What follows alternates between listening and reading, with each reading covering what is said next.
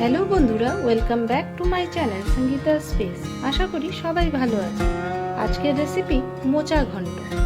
রেসিপিটার জন্য মোচা বেছে নিয়ে এভাবে ঝিরিঝিরি করে কেটে নিয়েছি। এখন প্রেসার কুকারে সেদ্ধ করার জন্য নিয়ে নিলাম।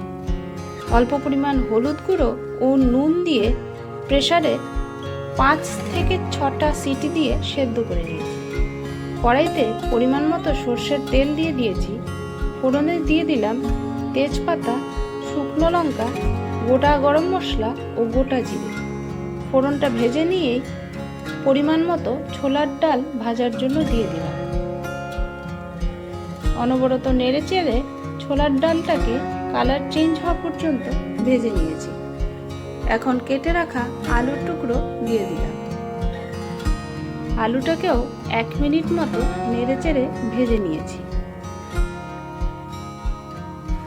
এখন পরিমাণ মতো হলুদ গুঁড়ো দিয়ে দিলাম, কুচনো লঙ্কা যোগ করলাম ও স্বাদ মতো নুন দিয়ে দিলাম। সেদ্ধ করে রাখা মোচা যোগ করলাম। মোচাটাকে আমি হাত দিয়ে খুব ভালো করে চটকে নিয়েছি। লো টু মিডিয়াম ফ্লেমে নেড়ে চেড়ে মোচাটাকে 5 মিনিট মতো ভেজে নিয়েছি।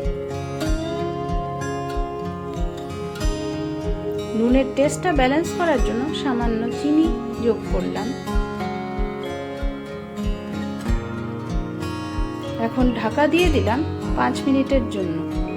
লো ফ্লেমে 5 মিনিট রান্না করার পর দেখুন জলটা ড্রাই হয়ে গেছে আর 80% মতো মোচাটা কুক করা হয়ে গেছে। মাঝখানে জায়গা করে নিয়ে 1 চা চামচ জিরে গুঁড়ো দিয়ে দিলাম। জিরেটাকে রোস্ট করে নিয়ে তারপর মোচার সাথে নেড়েচেড়ে মিশিয়ে নিচ্ছি।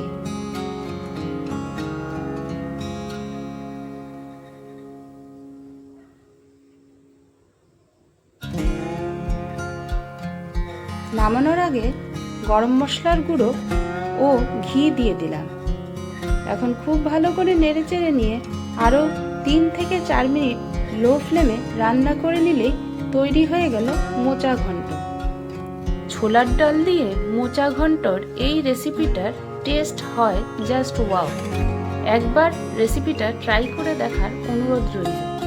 ভিডিওটা যদি ভালো লেগে থাকে লাইক কমেন্ট করবেন ও আমার চ্যানেলটাকে সাবস্ক্রাইব করে পাশে থাকবেন। আজকে আসি, সবাই সুস্থ থাকবেন, সাবধানে থাকবেন। আবার দেখা হবে নতুন একটা ভিডিও নিয়ে। টাটা।